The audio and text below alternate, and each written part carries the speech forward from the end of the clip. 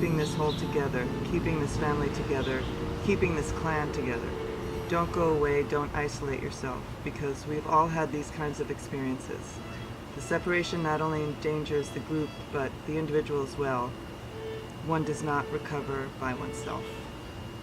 And I just, that is so deep, and I remember reading that and feeling like, I understand from as a filmmaker, as an editor, that, we all naturally are compelled to make stories and to want to identify with other people, and it's our natural sort of need to make a narrative out of the chaos.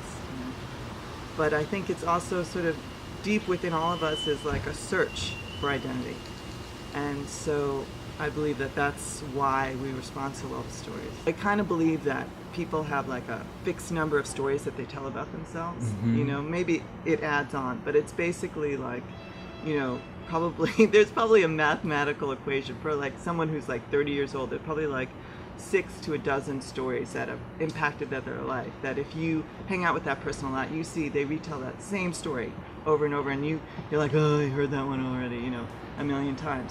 But I think that every time they tell that story, depending on who's listening, it gets a little, sort of polished a little bit. I think that's what happens, naturally. I think it's just, people like that connection. They want to connect, so they, it's like an intuitive thing.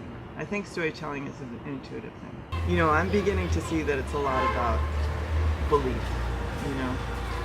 And if you take all your fears for granted, then you have some very distorted beliefs.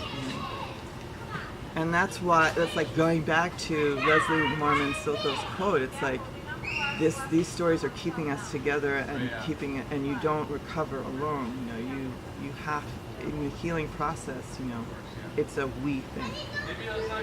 And so I get it. Because alone you just kind of, you believe you're alone. And we're not. I don't think we are. Yeah. No. Yeah.